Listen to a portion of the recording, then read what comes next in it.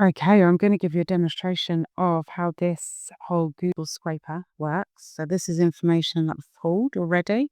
This is for leak detection in E1 to E3, and then I'm going to run one in E11. I do all of this. Let's close this. Over here in this scary screen, so far I just write Python and scrape Google Maps all.py. That's going to run a script. It's going to open up Google Maps and it's going to look for the parameters that I've given it. Now, I've only said here E11 maximum results I want recorded is 30. So it will probably scrape 40 or pull out 40 of these listings. So it's got 36. And then it will go through them individually. And it will make sure that there are no duplicates that it's going to be saving or any really bad listings.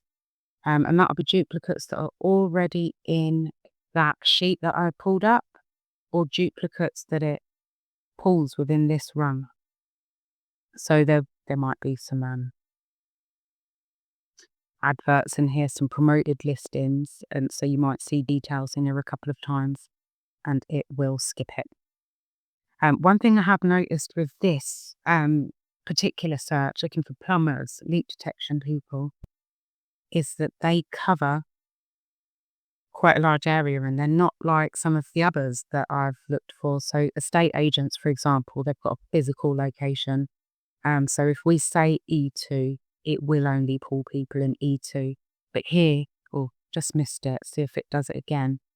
Some of these you see quite a huge radius. I've seen some that go as far as Leighton Buzzard, and there we go. That's a huge one. Seems to cover a massive area.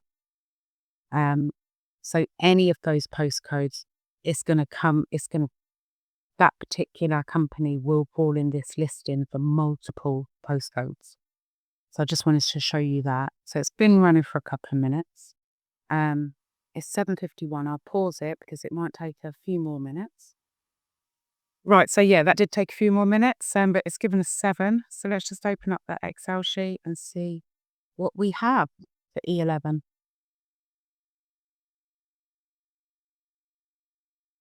Get to the bottom.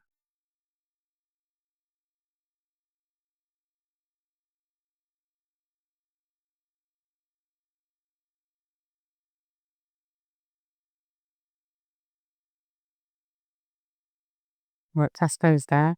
9 to, that's it, 1, 2, 3, 4, 5, 6, 7. Yep, lovely. So it's pulled all that. Now, I'm sure you understand what scraping is, so I'll try to move on a little quicker. But the next thing I'm going to do is delete this because I've told the agent for the next script to skip over anything with a timestamp. And I want to I've deleted this information because I know that this one has quite a good LinkedIn profile. I'm finding that these companies are not the best for LinkedIn profiles, but if we was to have a look over at estate agents, the ones in orange, we're getting a lot more information. And someone like manufacturers, again, getting a lot more. The leak detection. All right, let's close it. Let's scrape the website. So Python website scraper.py. And while that does that, which it should be quicker, a lot quicker, it's not open browsers, it's not mimicking human behavior.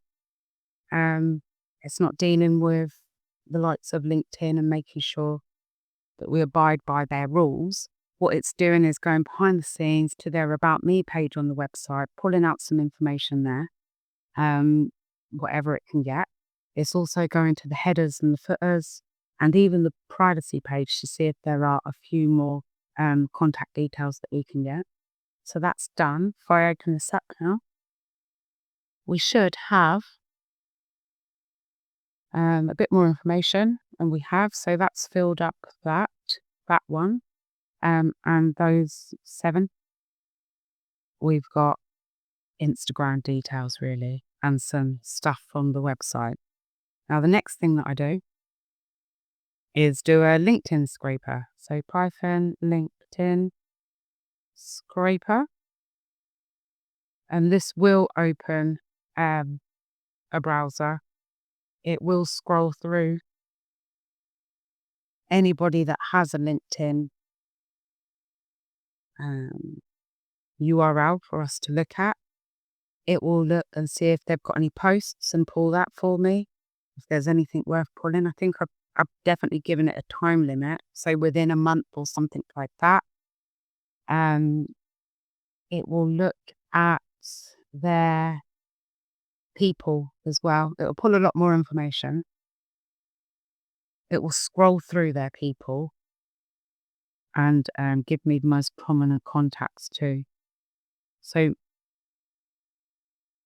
let's open them. One thing I want to point out is that this is actually costing nothing. I'm not even using AI to summarize anything at the moment. I think it was an overkill for this particular stage. It wasn't needed. So free. Let's see, what's it got? So it has got the year it was founded. This was from their website. That was just the date that we've just done that. This is all they have on their overview. So not a lot of information really. One of those, can't remember which one, is if there is any mutual connections, but obviously that's to my LinkedIn account and there isn't. How much employees they state they have, but also how many people have put on their profile that they work with or for this company. So only 8. So this number is probably closer to 11 than it is 50. And it's pulled out the managing director, and I've asked it to give me 2 prominent contacts from that list of 8. And it has given another, but it will only give what they put, and they haven't given their name. So that's what that does. And like I said, it can be really handy with, it just can be really handy because where are the emails? So there you go. It's given us 2 emails there. It will just give extra if there is extra to pull from the website or anywhere. Some of those look rubbish.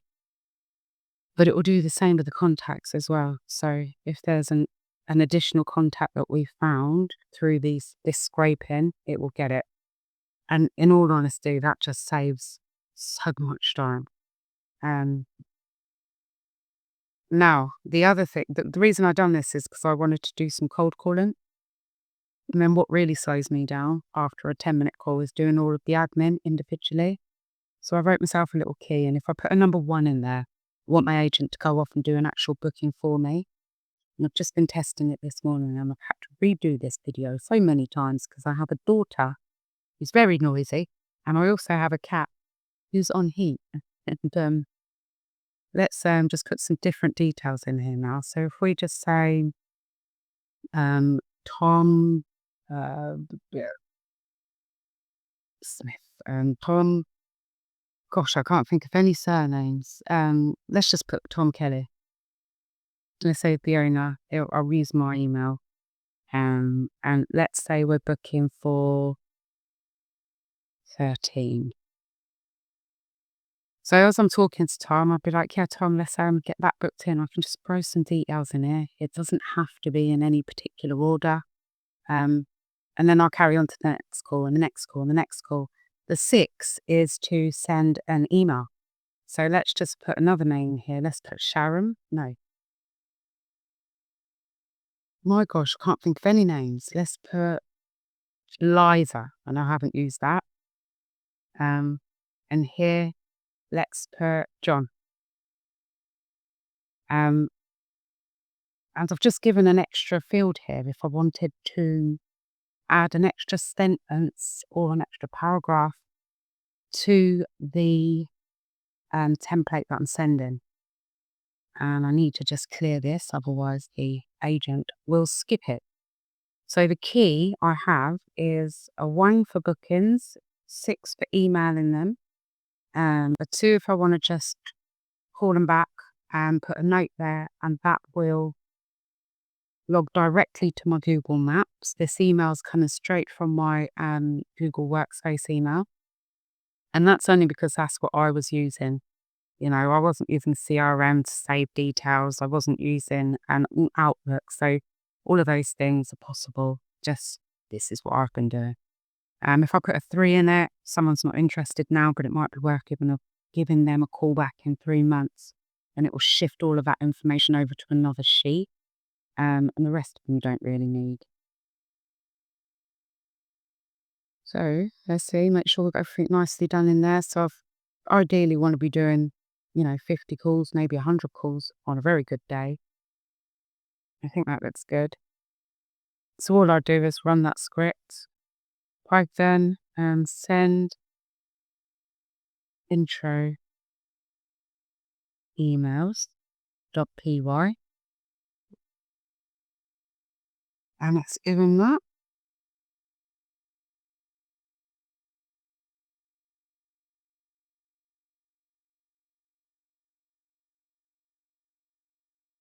I think that's okay. And then Python book from Excel. And what I will do is just have all of the little functions at the end. I'll have one script that just says run the admin, and it will go through and do all of the little keys that I've put in. So it's just opening up my Wix website, which doesn't allow to have APIs in the background. So I have to do it on the front end. But Tom Kelly, that's going in there. So that should book, and that will not only show up on my Google Calendar, but register in my website.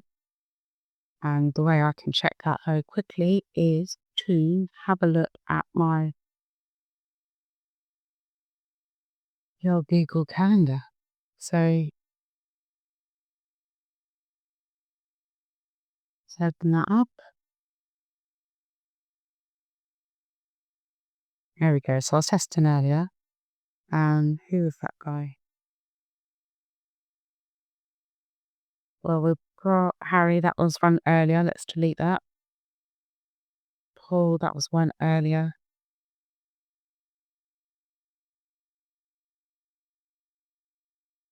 So these are the two, weren't they? Who saved earlier? John. So that means the email's been sent. I'll show that. And Liza, because I said to send the email, but then I also wanted the agent to give me a reminder to follow them up in 2 days' time. That can change as well. But I did ask for something at 1:30, didn't I? Let's just see. All right, so that hasn't showed up yet. But while that does, let me just show the emails.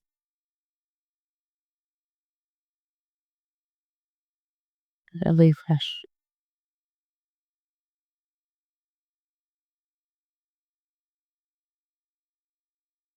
Okay, so here they are. So the booking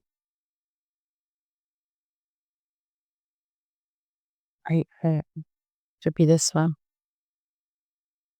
Booking has been made. But anyway, let's have a look at that email. So this is what it looks like. Hi, Loza. I called today about blah, blah, blah. Very easy to throw a video in there. And happy template, and also very easy to add a PDF as well.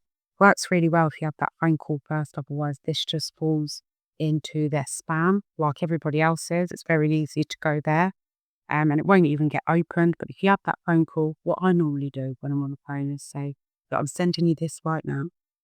Can you see it? And they'll open it, and then from there on, everything you send will fall into their main inbox.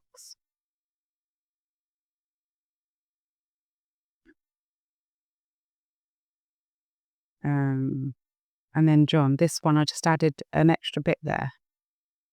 Sounds like you've got AI agents on the radar for 2025. So anything that we kind of uncover in that phone call, it's nice if I can add it to this template, and I can. We could have place markers anywhere, but you don't want to overcomplicate things.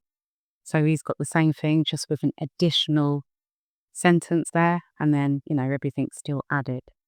Now, I want to just go back and make sure that that did save.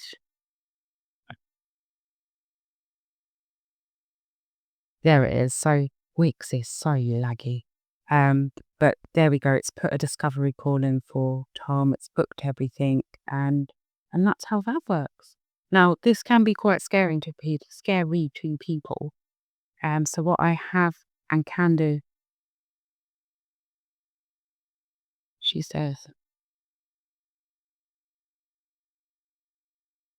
is have something like this working, where nobody needs to even look at something like VS Code. They'd just go to a web browser that I give them.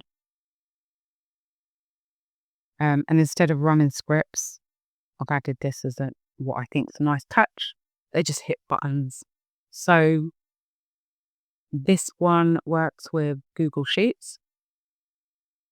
It's running a little bit for Nate yesterday, just testing it. We did hit a bump with Nate's account where LinkedIn are trying to get him to reactivate his paid services. So they're being a little bit sneaky there. So it's kind of stopped at 2, saying that he's hit his limitation. Please upgrade. And it shouldn't do that, because even with a free account, it gives you can have between 80 and 100 connection requests a week. So these are just some of mine. I've got my own sheet, which is filled up. So it will go out and put these things for you. Connection requests. Then I run something, tell it to check who's accepted, and it will have a look there very quickly. It's brilliant. Sometimes, let's say 2 weeks have gone, the agent will skip anything that's got a timestamp here. So let's just do this. Let's delete that. So that was number 23.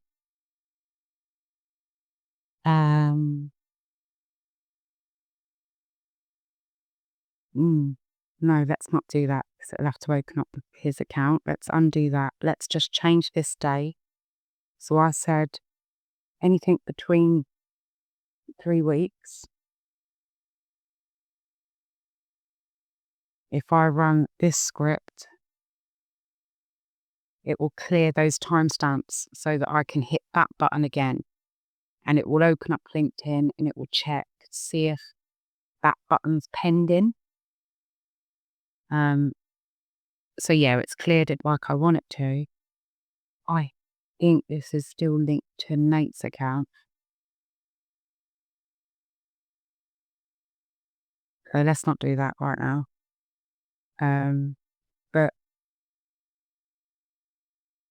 yeah, once I do get it to run it, if somebody has accepted, it will put Y in here like this. Then I'll run another script, or it won't run it. I'll hit a button and it will transfer everybody who's accepted over to this sheet. And we can just work with fresh connections then. So if I just delete this so you can see something working. And asks it to generate a message. It's going to go to that sheet and it will look at what we've done previously, see if there's any replies, see if this person's got any recent posts, and see if this person's got an About Me section, and it will scrape all of that, throw it in the Google sheet, and then it will generate a message based off of that information in an order of priority. So if we look over there, it should kind of be done now. Yep. So yeah, hi Lisa, I just had a quick read of your LinkedIn About section, and I must say you've got some invaluable experience under your belt. You seem like a real problem solver. I've been on the lookout for potential collaborations and partnerships. So pretty nice message. And then when I'm happy with all of that, I will just hit that to send the message. So this is just a nice way of working with things if you're not used to VS Code, and quite frankly, you don't want to be typing in commands and running scripts. You just want to hit a button, see what's happening, and have your data turn up wherever you want it, whether it's a CRM or a spreadsheet. That's a really nice touch. So I try to I just say a lot, say a little in a short amount of time, but that's quite hard. So I will edit this video down, hopefully, to something like 10 minutes and just pull out the key points. But it's, yeah, I'm loving it because I'm just not finding anything that it's not helping me do a hell of a lot quicker.